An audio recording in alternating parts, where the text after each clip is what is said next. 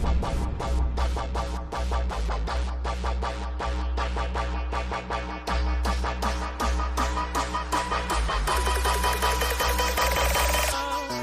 ladies and gentlemen, welcome to episode 339 of the Drunk Testers Podcast. I'm your host, as always, I'm Tyler. Joining me, the man, the myth, the legend himself, Sir Colonel Gables. What's up, buddy? Hey, Tyler. Yeah, I'm just pretty exhausted, to be perfectly honest with you. But, yep, another solid week of work. Everything else is pretty much going all right, but there's been quite a bit of, gaming stuff that's been going on, from game releases to some bits of news. We're getting closer to some major gaming stuff that's going to be released in the next couple weeks. And on top of that, November is going to be a solid month, so I'm pretty excited about that. Yeah. But what's kind of interesting is, even after all the gaming stuff, I am still playing Three Houses. How have you been, dude? I'm doing alright, just another busy work week. Just clanging and banging as always. Nothing too exciting going on with me. Just getting a little more antsier and antsier for Extra Life coming up here in a couple weeks. So. Oh, I hear ya. Yeah, I'm excited. We'll just talk about it now. So Extra Life is coming up November 2nd. What it is, real fast for people that don't know. It is a gaming charity that we do every year that we raise money for Children's Medical Network hospitals. People get to pick the hospital of their choice. Gables does Seattle every year. I do Iowa City. Excuse me. And we play games, like I said, for a day straight. And then people donate to us as a way of gaining awareness and everything like that. All the money goes to the sick kids at those hospitals, helping them get anything they need for medical attention, new equipment, whatever they need, doctors, to make things better for them. So yeah, if you guys are interested in any of that, go to extra-life.org. Look into it. It's a really cool charity. I think this is the 11th year of it. I actually just got my shirt in last weekend. Nice. So I now have, I think I counted 8 Extra Life shirts. So that's pretty sweet.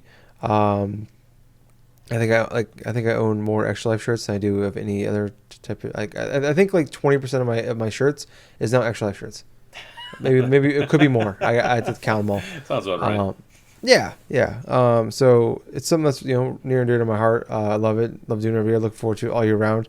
I always call it my least favorite day of the year, just because it's fun to play games for 24 hours, or at least it sounds like it's fun. But just getting but hanging out with your buddies on party chat, bullshit with them, is great. But about hour 10 to 12 or so, depending on how it's going, you really start to hate video games. Which I don't say very often, but it's usually Extra Lifetime is when I don't like playing video games anymore. But yeah, if you want to donate to us, we do have Facebook pages. I'm wrapping the show up already. we have Extra Life pages. I'm Tyler Courtney, and then that's Gabe Bagno. If you don't want to bag, just say no. So yeah, check us on there. But if you guys even better or more interested in doing it yourself, do that. You can just sign up, super easy, and then post it on Facebook or Twitter or emails, whatever you do. Tell your friends, tell your grandma, tell the spider that's living underneath your bed about it, and have them donate to you. So yeah, cool thing we do every year. It's, like I said, November 2nd, so we are 2 weeks away, Gables. I know, right? Chills every weekend. I'm just like, it's just getting closer, and it's like a Christmas break when you're a kid, and it's like going into that, it's like you're excited because it's Christmas break, you don't have to go to school, but at the same time you're like, fuck, now I just gotta sit at home all day and stare at my presents. So it's kind of like the week of is, you're not sitting at home, but it's like it's just like it drags for me, because that's like all I'm thinking about is like Extra Life is this week. And then on top of that, I always take a few days off afterwards to recover. So on top of that, I'm like, oh fuck yeah, mini vacation. Man, at least you had the lap of luxury to try to get a couple days off, dude. Because I work as like an assistant manager and all this other stuff. Having that type of luxury is not going to be that easy. Oh yeah, no, I mean, cause I'm a supervisor as well. So what I literally do is, when they announce the dates, which is usually around, I want to say in January sometimes, for the most part, but you can it's almost always the first Saturday of November nowadays. I think there's only been a couple times it's been in October, in the last like 5 years or so. But you can pretty much when it's going to be. But anyways, as soon as they announce the dates in like January or whatever, I requested like 2 or 3 days off immediately afterwards. So yeah, that's the only reason I get it off. It's like, hey, I've had this planned off since like January. You guys can't take this away from me. So even like last year, there was a bit of a kerfuffle for me to take a time off. I'm like, I've had this time scheduled off for literally 11 months, 10 months, whatever. You guys should have thought ahead of that. Yeah, it's like there's no. I'm not it's perfectly viable. Because if you've had it for that long in advance and stuff, they just should look at that as like, well, he's had that in there for quite a long time, so. Yeah, and I talk about it all the time, especially as we get closer. So it's like, oh, he's actually going to go through with it. Oh, yeah, like, I mean, this thing he does every year, he's going to do. Wow, what the hell? So yeah, yeah, I'm excited. I'm pumped. Got my, like we talked about already. I'm gonna plan on playing a lot of Luigi's Mansion 3 and Anthem. If Anthem's any good, hopefully it is. And then whatever the hell we play with the group, talking ship and stuff like that. But oh my god! But other than that, for games that I've been wanting to play during the event, nothing's really coming to mind. First and foremost, I actually went forth, checked out all the games that I had downloaded on my PS4, on my Switch, and I've also was looking at the releases. So I'm thinking, God, what's going to be my game of Extra Life? Yeah. Yeah, that's always the key. Is like, it's great to have a plethora of games to play. Like having it sounds great to have I have like 5, 6, 7 games here I want to play. But the key is really you want like 1 or 2 good games to take up your time, and then you want some side games too. You can jump in here and there, or like, games you can play with your friends, kind of thing. Like I definitely know people that just like they play like games online with their friends, like good chunk of times. Because I know like years we played like a shit ton of Borderlands 2 together, or we played Destiny together, or we played. Like it's great to have those games, play with your friends, stuff like that, like Friday 13th last year. But it's like the key is you always want like 1 or 2 big games. Like last year for me was Assassin's Creed. Before that was like Wolfenstein 2, and actually Assassin's Creed, that one too. I played a good chunk of it. That's when I realized I don't like this game. It was during Extra Life last year, but like it's great to have like a game that you can just sit down and sink into and play, and then because those times fly by. Especially like the key is sometimes like timing is everything. I think where like when you're kind of getting burnt out playing video games, and you kind of want to stop, but you can't stop. It's nice to be able to jump into those games. Even sometimes like when you're like super tired, and it's like I can't like function and like. I remember trying to play Wolfenstein 2 at 3 in the morning. I'm like, this just isn't happening. Like this game's hard as it is, and I can't shoot worth a damn. Like I need to stop. And it's like I remember like popping in Assassin's Creed last year, and I just did side missions for like 6 hours in the middle of the night. Like that was like, and like, or like I played a bunch of Spider-Man. I played all through all the DLC and Spider-Man. It's like this, it's not like stuff that necessarily matters to the main story, so you don't feel like you're missing anything, but you're also like you're still doing stuff and like you're progressing in other ways. Like I remember I got way over leveled in Assassin's Creed last year doing side shit. So it's like having games like that is games that like require your attention, but like you don't feel like you need to be paying attention either. Are great to have. There's always like little tips and tricks. I always find that help people, or help me at least. Maybe not I don't know about other people. I know some people it's like they just play games. But I'm gonna play some Madden too. Actually, I have not played Madden. I think I played like 8 games of Madden since that game came out. It's been like over 2 months now. Oh, that's unusual for you. Usually you're the Madden fiend here. Yeah, I usually put like 200, 300 hours every year into Madden, and I'm gonna definitely that's one of my go-tos as well. Is like. Going in the middle of the night, like I can just, it's one of those games I can, like I said, games doesn't really require a lot of attention, but you're still like doing something, like I can play that game in my sleep. I probably have a few times in Madden during Extra Life. So, yeah, I don't know. I'm excited. November 2nd, 2 weeks away. It's flying by, but also dragging at the same time. It's one of those weird things. Like the weeks are flying by, but then when I think about Extra Life, it's just like, it drags. It's like, so I don't know. It's a weird thing, but Anything you want to mention before we move on, Gables? Well, I would like to mention though that I'm still quote unquote trying to look for some more like people to go through and like just play a lot of like various like games and stuff with. I am still going to be playing bits and pieces like with the Talking Ship guys because, well, friends, people I've known for like 10 plus years pretty much. So it's like, that's going to be a given. I know for a fact that last year around Extra Lifetime, I completed 2 Castlevania games, Rondo of Blood, Symphony of the Night. Hell, even on Sunday, I finished up that Sunday after that 24-hour thing. I freaking finished up Symphony of the Night, got the Platinum Trophy for that thing, and it's like, okay, that was nice. But then going through that whole Extra Life thing, and all of a sudden, I pretty much did what you did with like Assassin's Creed Odyssey, only I did with Spider-Man, where I just completed a whole bunch of side missions up until like 12:30 in the morning. I'm like, oh god, I gotta stop.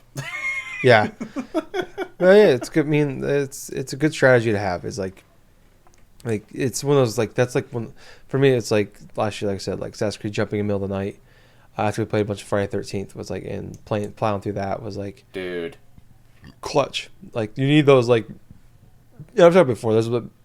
There's years where I've gone into Extra Life. I'm burping a lot. Sorry. I've gone on Extra Life with like nothing to play, and I'm just like. It's like, I got like 7 or 8 games here I guess I can jump into, but it's like nothing like you need to have the game that sticks. You know, it's kind of like ribs that stick to your ribs, kind of thing. It's like you need that kind of game. You need that something you can just jump into. Definitely helps to have that. But I will say that we definitely should play some bit of Friday the 13th. Yes. And we definitely should. Yeah, Friday the 13th especially, because that game with a whole bunch of friends, God, we were laughing our asses off just on the stupid shit that we were doing. It's just, it's one of those perfect dumb games to play.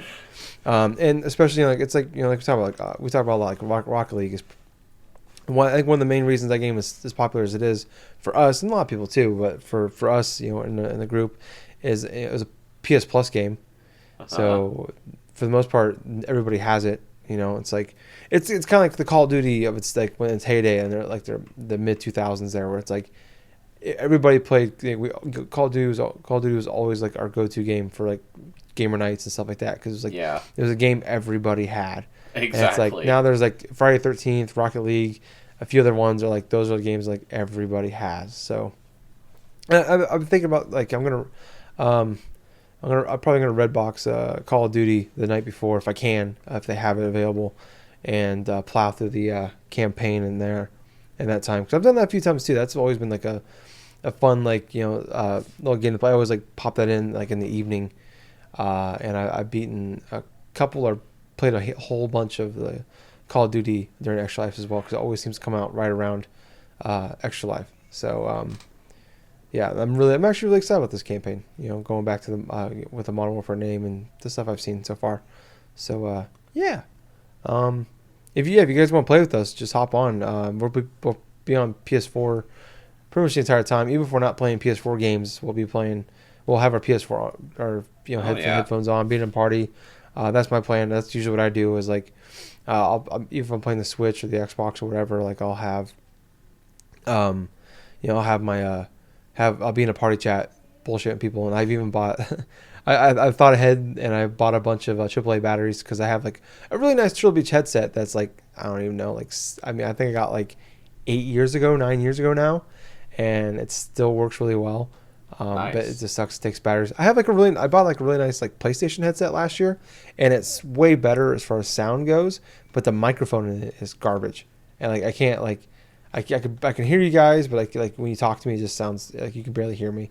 So I still have to go whenever I do like Extra Life or do gamer nights, I go back to this one. But I thought ahead. I bought like a 8-pack of AAA batteries, because that thing eats 2 batteries fairly quickly. So pumped once again. Anything real fast before we move on? No. Okay, cool. So once again, extra-life.org. Check it out. Donate to us if you want. If you want to create your own and get people to donate to you, even better, I think, because that's probably more money. You'll probably earn more money than the money that, no offense to people, but I'm not trying to say anything badly, but the money you donate to us, you'll probably earn a lot more if you just create your own and get people to donate to you. So yeah, do all those things, please. But jumping, should we do game what we've been playing first or news? Let's do news. All right. So not a lot of news this week, unfortunately. It seems like we're getting to that peak time with the holidays coming up, of games coming out. It's kind of a little bit of a lull lately. It seems like we had like September was kind of nice with like Borderlands, Link's Awakening, stuff like Gears 5, a couple other games. But it's like since then, like there hasn't been like I don't think anything major is coming out since then. Like I know Call of Duty comes out next week, and then November obviously is big. But we're getting closer. So it feels like as we get closer to like when big games happen, like news kind of dies off. So it's kind of like around E3, like that month, like July is like the rest of June and like most of July is just like a wasteland of news, because E3 happened and there's just nothing else to talk about. But there is a couple little topics to talk about here. So Call of Duty Modern Warfare, talking about that just a minute ago. They came out, Activision did, and started talking about what's going on with that. So they are not doing loot boxes now. They're going away from doing all that. And now what they're doing is kind of doing like not so much the Overwatch, but more of like the Fortnite way of things, where all the maps there's no season pass, there's no DLC anymore. Like I said, no loot boxes. All the maps, the new modes, things like that will be free. Like I said, loot passes will be gone. There won't be a season pass, and there'll be cross-play across all platforms. But what they're going to do now is do the battle pass. So kind of what Fortnite does. I think it's like 10 weeks is a season for them, and I think it's like I don't know. They haven't set a price yet for Call of Duty, but like one season for Fortnite, I think it's like $10 or $15. And what it gets you is it's all cosmetic stuff for the most part, and then you get some double XP, things like that if you want to. But it doesn't enhance your gameplay at all. It's like all skins, cosmetics. You can earn, like I said, you earn faster, more XP, which you can obviously level up faster, but it doesn't do anything as far as affecting gameplay, which I think is great because like that's one thing I've heard like from a lot of friends like that still. I got a few friends that still like that's their Call of Duty is like their game. They buy every year and they play it like fucking crazy. And like I've talked to them, it's like they hate the loot boxes. They hate like they sit there and walk around the map and they see like someone one of their loot boxes drop in the map or whatever. They have like really nice shit, and like it's just that pay to win kind of aspect of it. So I don't know. I think this is really cool. I think this is great. Like we talked about before, like everybody's pretty much gone away with season passes and like map DLC and stuff like that, except for Call of Duty and like Battlefield were like the last couple. And you saw like I think the last Battlefield went away with it as well. Now Call of Duty, the last kind of the big ones anyways, is going away with it. I think that's good. I think we're definitely we had this whole big thing a year or two ago, actually like 2 years ago, where like loot boxes like was a huge ordeal. The government started getting involved, and it was like we don't. The last thing you want is the government getting involved with this shit. And it's not even like a Republican Democrat thing. It's just like the government should not, like, this is something like they just don't need to get involved with. They don't understand. For the most part, people up there talking about video games don't understand video games or like the aspect of them. It's like we don't need them getting involved. They fuck enough things up. So I don't know about you. I like this idea. It's not like the best, it's not perfect, but it's. I think from where we were a couple of years ago to where we are today, things are really good for gaming as far as the bullshit of like pay to win and everything goes. What about you? In terms of this whole Battle Pass stuff, I agree that it is good that there are going to be certain things, like in terms of DLC and certain things like maps and stuff that will be free upon request.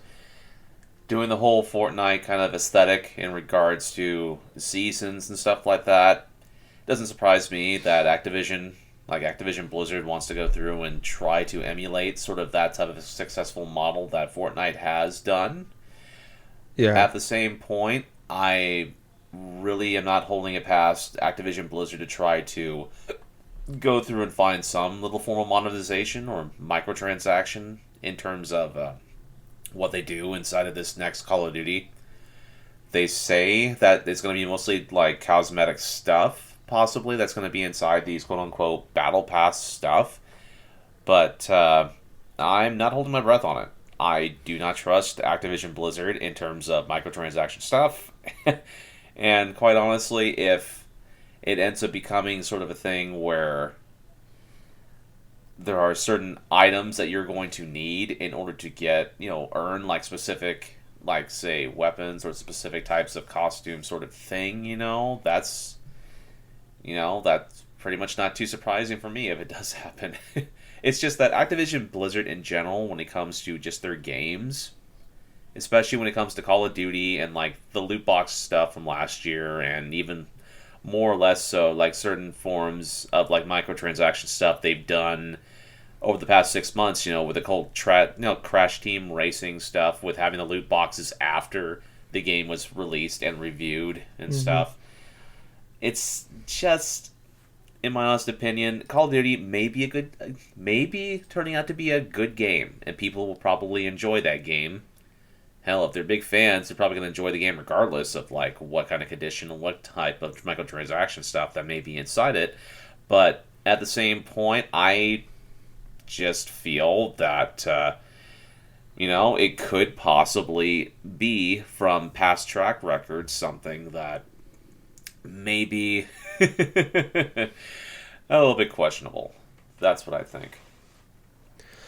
Yeah, I mean, I get that. I can understand, kind of like it's like taking the wait and see approach. I think the fact that they are like getting ahead of it and saying that they're not going to do these things gives me kind of puts me at ease a little bit.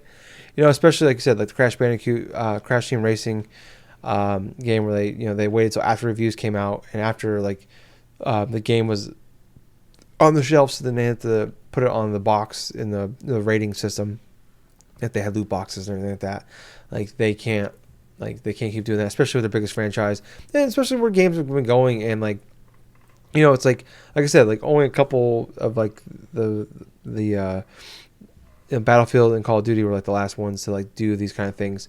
And they're smaller things, but these are the big ones, and like these are the ones that get the most attention. So it's like if like the loot boxes, like those are gonna get more attention. Like everybody can go away with them, but these two do them. Like they're the only two in the business that do them. Like that's gonna get more attention than if the other 98% of online gaming, big shooters or whatever did them. If like those guys got away with it, but these two big ones couldn't get away with it, kind of thing. So it's nice to see that like they have like they kind of got to set. Even though I know Fortnite's bigger and a lot of games have already done it before them, it's like those are the two that like two big franchises that kind of set the example in a way. Like they're the parents of the online gaming world, and they kind of got, and it's like they kind of like they gotta get their shit together, kind of thing. And it's glad I don't know. I'm trying to be optimistic about it. Like who's to say that like next year when the new Call of Duty, I believe it's supposed to be Black Ops 5 comes out, that they won't go back to it, or they won't do some more bullshit things, or they try something different. Like it's constantly evolving. Like like DLC was a crazy thing. Paying for maps was a crazy thing to do 14 years ago. Then paying for a digital cosmetic outfit was crazy, 7-8 years ago. It's like it's just I don't know. Like who knows what the next thing is going to be? Like Battle Pass. Who never knew that's a crazy thing to us. That just a couple years ago that was a crazy thing. Now it's like everybody has one. Like Rocket League added one in 3 years later. They've done away with it, but they added one in after 3 years being on the shelves. Now they added one. So I don't know. I'm trying. Like I said, I'm trying to be optimistic. I think I'm gonna believe them here. I'm gonna give them the benefit of the doubt, but I can understand why everybody's a little like hesitant on going with them on that. But moving on to our next topic here, Gables. It's one of my favorite things that come out every month. I like just kind of going through. It kind of gives you a good idea what's going on in the gaming world. We're kind of in a certain way we're in our own bubbles of gaming, like of our personal feelings and what we see on our on Twitter, Facebook, blah blah blah. What our friends are talking about, things like that, or listen to the podcast. But it's interesting to see kind of like what's going on with the rest of the world, and that's the NPDs here. Yep. So this is the top 20 list. So I'm going to start from number 20 and work my way up. So number 20 is Legend of Zelda Breath of the Wild. Okay. 19 is Catherine. 18 is Spider-Man. 17 is Plants vs. Zombies Battle for Neighborville. 16 is Rainbow Six Siege. 15 is Red Dead Redemption 2. 14 is Spyro Reignited Trilogy. 13 is Super Smash Bros. Ultimate. 12, GTA 5. 11, Minecraft. 10, Mario Kart 8. 9, NHL 20. 8, Code Vein. 7, Gears 5. 6, Ghost Recon Breakpoint. 5 is Madden NFL 20. 4 is Link's Awakening. 3 is FIFA 20. 2, Borderlands 3. 1, NBA 2K20.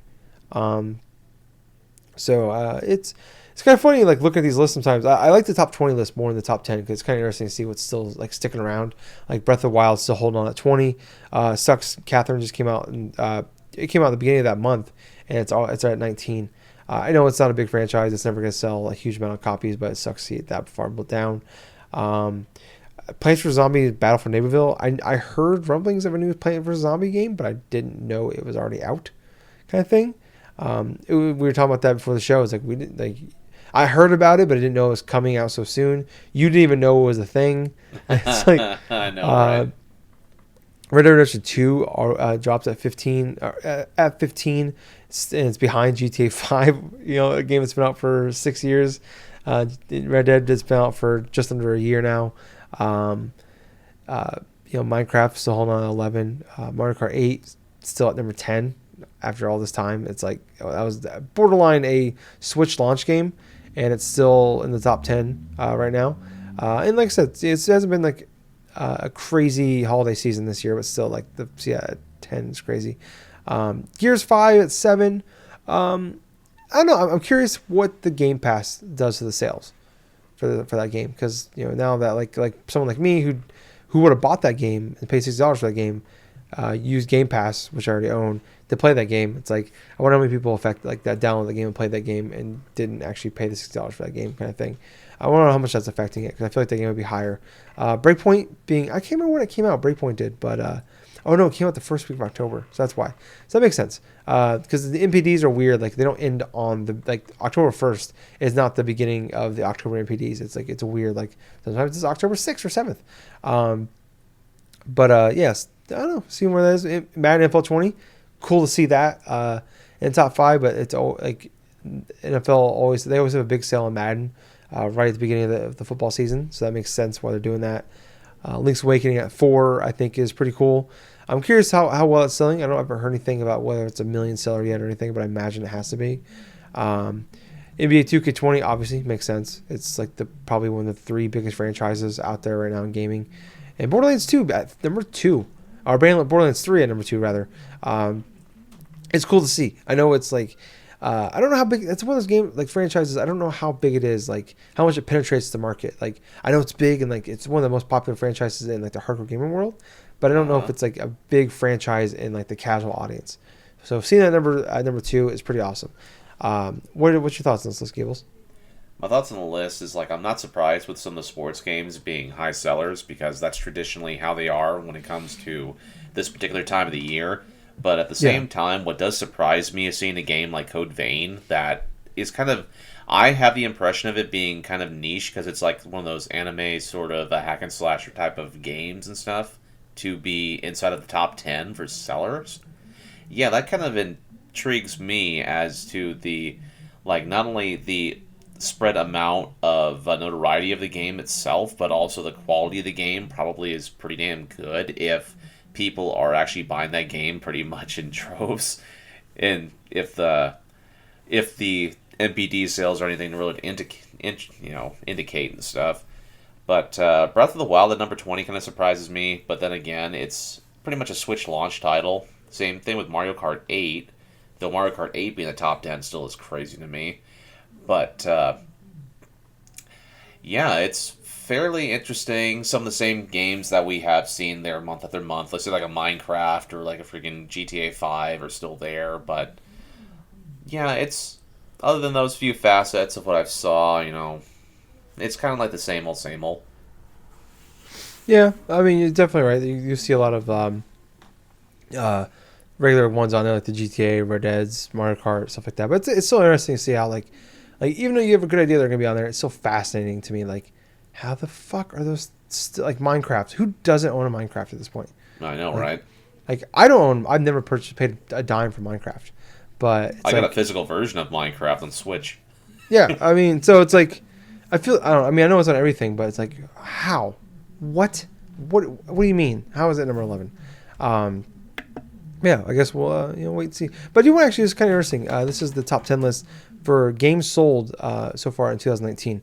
So this is any game. This isn't games that came out in 2019 in the top 10 sellers, but games, copies of games sold since the beginning of the year. So number 10 is GTA 5. 9 is Resident Evil 2. 8, Smash Bros. Ultimate. 7, Anthem. 6, Division 2. 5, Kingdom Hearts 3. 4, Madden NFL 20. 3, Borderlands 3. 2, Mortal Kombat 11. And 1, NBA 2K20. So a game, NBA 2K20 been out for, about a month now, and it's already, at the point of this, only a couple weeks, and it's already the number one selling game of the year. I wonder, we talked about last week, but I wonder if, like, you look at, like, what GTA 5 came out last year, Smash Ultimate came out last year. Right. So we're looking at basically the top 8 games sold this year. And it's like, you got NBA 2K20, Mortal Kombat 11, Borderlands 3, Madden NFL 20, Kingdom Hearts 3, Division 2, Anthem, and Resident Evil 2 as basically top 8 sellers. And I'm just shocked. I'm wondering how well these games are selling. Or, like, I mean, obviously they're going to drop once, like, Call of Duty comes out and new Star Wars game comes out and a couple other games come out. But it's like, is this are these games that popular? Like, I know they're popular, obviously, they'd be on this list, but, like, are games this popular? Or is it just like, this is like another sign, like I talked about last week, we both talked about, but this has been a very weak year for gaming. Yeah. Oh, I know, right? Jeez. Yeah, like, who would have thought that Mortal Kombat 11 would be the number one selling game basically for the first 9 months of the year? Well, not the first 9 months, but, since it came out in the beginning of April, I mean, it was immediately jumped to number one selling game of the year.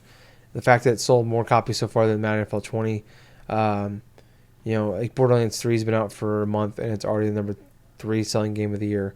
I don't know. I just thought it was kind of interesting to see, like, I would have thought, like, looking, like, before the year, like Anthem, Division 2 would be higher up on the list. And the fact that Kingdom Hearts 3 is, go ahead. I know, right? For all the games that introduce themselves as kind of like live service sort of like things, like not doing so well and not doing as profitable as they were kind of forecasted to be in terms of, like, ongoing, like, sales and stuff for the year, and then having games like Mortal Kombat 11, like you just touched upon, but, selling more so than certain games, let's say like Madden, and then NBA 2K20, that one, like, releasing and stuff, having its own bits of controversy with the whole, like, roulette wheel type of crap that they got going inside. Yeah, they always find a way to piss people off.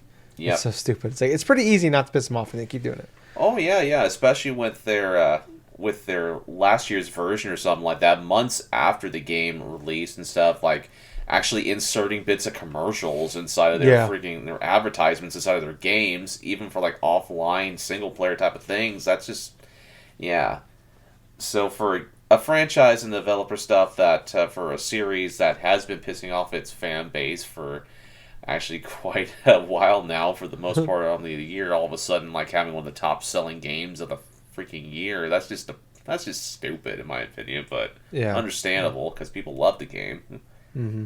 Yeah, it's nuts, and it shocks me to see that game like Kingdom Hearts 3 that feels like a pretty niche title, but I know there's a lot of buzz around it.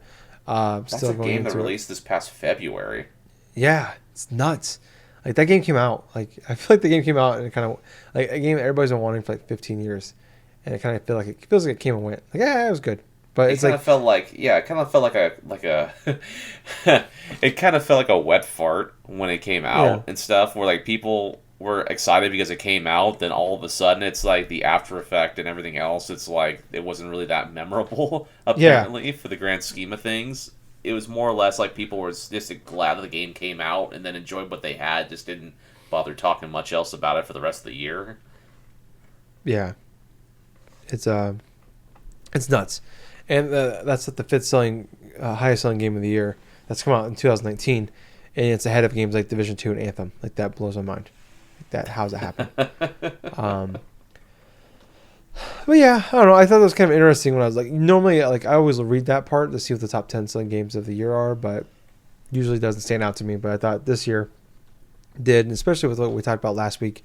with it's 2019, a kind of a not so much a bad year, but a weak year in gaming, and to kind of see that list, and it's like, oh, this kind of like, I felt kind of adds fuel to that fire of that argument for me. But yeah, but unfortunately, it's still the bit of the cool down because this gaming generation peaked at 2017, and then all of a sudden it's been kind of declining since then until this current year, where it's like across sort of like generational thing where it's leading down to like staggering releases up until the end of 2020 when we're going to have the PS5 and Scarlet and stuff like that. So it's like, yeah. So we talked about last, like I said, like 2017 was like 16 and 17 especially were like fantastic years, like top to bottom, like make a top 20 list, and 20 like 15 through 20 are like legitimately really good games. And it's like this year it's like, and like top 10, like the 10th best game of 2016 and 17, and it, we're like those could be game of the years any other year. And it's like I look at this year and it's like, man, like the best game, one of the probably number 2 or 3 on my list. If I haven't made my list yet, I haven't even started really putting it together, but I feel like kind of looking back at the games I played this year, it's like I feel like number 2 or 3 on my list this year probably wouldn't even crack my top 10 the last 2 years. So like that should say something, I think personally, like where this year, like it's not terribly. There's good games coming out. It's just like there hasn't been like those like great games. Like usually you get like some really great games, and you get lucky, you get that. You usually almost always have like one of the all-time great games every year, and I feel like we haven't had one of those yet, and it's nowhere near like. But we still have a handful of great games coming out, potentially great games coming out that could be those, but we will have to see. But that wraps up the topics for the week. Gables, we're going to jump in now into what we've been playing. Okay. Do you want me to go first, or you want to go first? You go first. All right.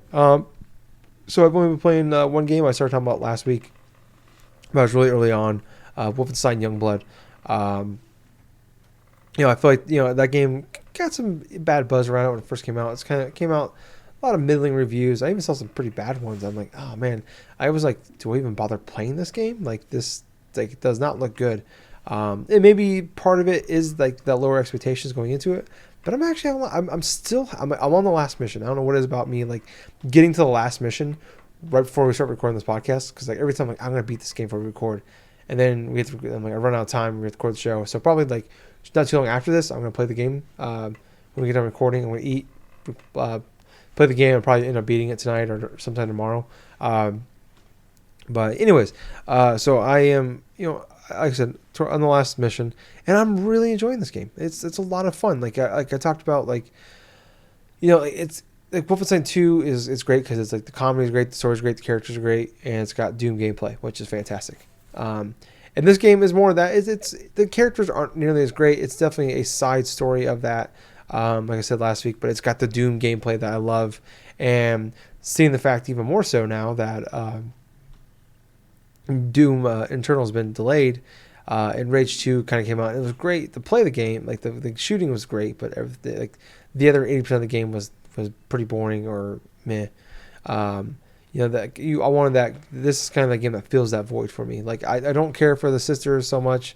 The characters are okay. They're not bad, but they're okay. Some of the jokes don't land like where like I felt in the other ones, like they hit almost every single time. And this is how crazy they got. Like, okay, like you can just go along with anything. Like at one point, like BJ Blazkowicz's head gets cut off, and like they just put him on a robot body, and he's fine. Like he's normal. It's like, all right, I can work with that. Whatever. And then later on in the game, they put his head back on his body or a different body, so now he's got an even better body than before. It's like, all right, whatever. It's fucking Wolfenstein. Who gives a shit? It's like every single time you go along with it because that's how great that game is in this game. I'm like, if you try to do some of that shit, I'm like, wait a second. But I don't know. Anyways, the gameplay is great. I can see why it's not like I didn't go in expecting this game to be nearly as good as like Wolfenstein 1 or 2, or even I was hoping like Old Blood, where like Old Blood's really really good. It's but this game didn't have BJ Blazkowicz. It's got the weird co-op stuff in it, which I don't love, but it's not terrible. The AI part is really refreshing when you get down, because like you can like revive your enemy or your partner, and it's like when you get down, like if you're not right next to them when you get down, like they will not come get you.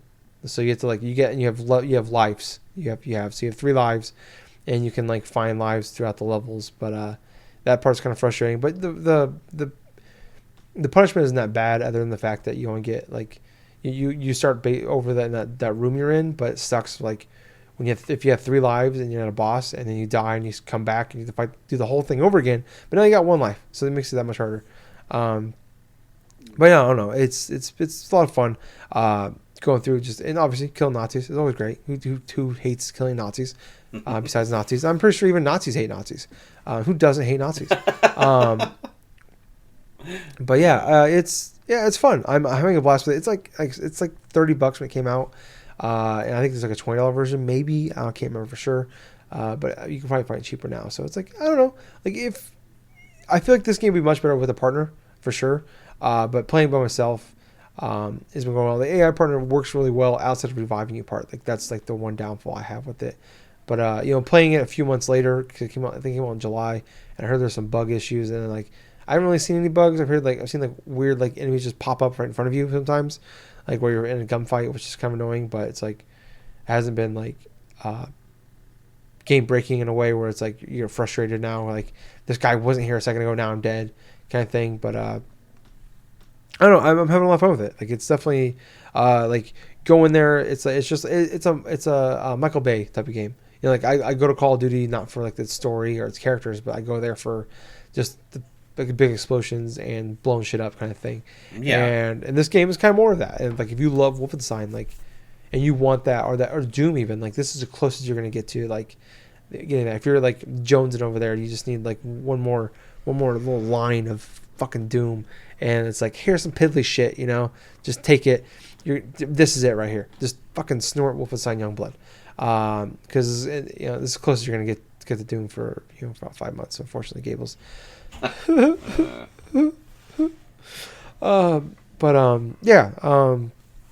that's the only thing I've been playing this week. I'm gonna beat that, and I'm trying to decide what I'm gonna play next. I got a handful of games. Like I said, I'm saving Anthem for Extra Life, but I got a couple games. Like, I still got like Cadence by Rule, Walking Dead, and Life is Strange 2 to play through before Luigi Mansion 3 and Death Stranding and Star Wars come out. So yeah, just trying to decide what I'm going to jump into next. But yeah, really good game. I like I said, if this was $60, it would be a totally different opinion. I think not totally different, but it would definitely be like, this game's not worth $60. But like I said, you can get it for probably $20 nowadays. And I think you really enjoy it with lower expectations. Like I said, don't expect Wolfenstein 2 or 1 level or Doom level, but just go in expecting you have a good fucking time, and that's what I'm having with this game. But like I said, that's all I've been playing. What about you, Gables? Fire Emblem 3 Houses. I'll tell you what. New game just came out? No, I'll tell you what, man. My progress inside that game has changed quite a bit. I'm actually now at chapter 17 on the Blue Lions route. I have pretty much simultaneously finally selected the team members that I want to go through for the rest of the game itself. I'm at that point where I've already got a lot of my team, I already got a lot of my characters through their paces and stuff. I've battled a lot in terms of getting levels and getting like certain class elevations and stuff to where like they're at a good point. I've actually maximized certain characters like weapon proficiencies and all sorts of different like type of stats to S+, which that's the best that you can actually do for a category. And they get their own various perks and abilities from achieving such levels. And oh God, even the like 150 hours inside of that game, I'm still discovering new things about it that I didn't know before. Like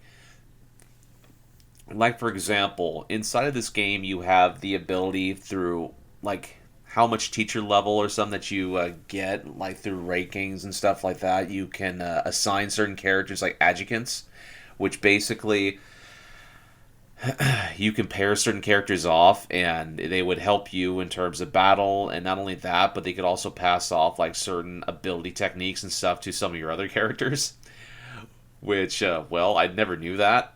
and I'm not sure what abilities I've passed off to certain characters or whatnot, but, well, let's just say it's just kind of funny just to go forth and experiment and try.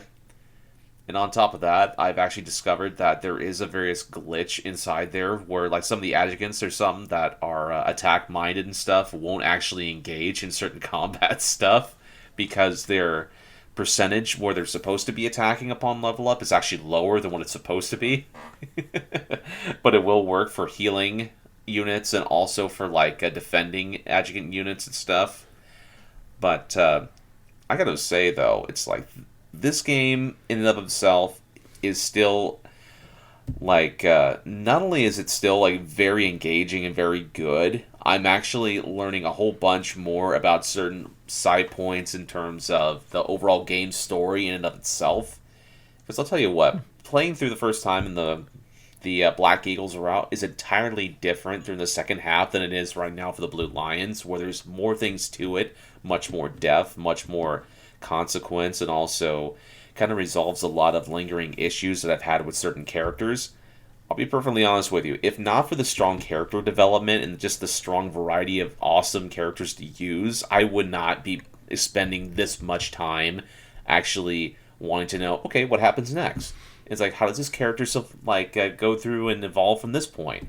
Because with each and every one of the characters in Fire Emblem Three Houses, they start off in sort of like almost a trope of like specific types, like, oh, this is the dude that likes the ladies and stuff. He's a skirt chaser and stuff. Oh, this dude, he's very serious and stuff like that because a lot of his people were killed or something like that. Or even certain like, even towards like the three main characters or something like that, where one is in line to become like an empress, the other one's in line to become like a king, and the other one is like a leader of like an alliance, sort of like neutral like faction and stuff like that. Just all these kind of tropes and stuff, but it's just the way how some characters evolve through like certain interactions and certain events that play out in the story, which really is engaging to a point where it kind of feels like an entire drawn out, I want to say, an actual drawn-out TV show in some retrospects. Not like a Game of Thrones, I want to say. No, I'm not going to say that, because that's way too dark in terms of some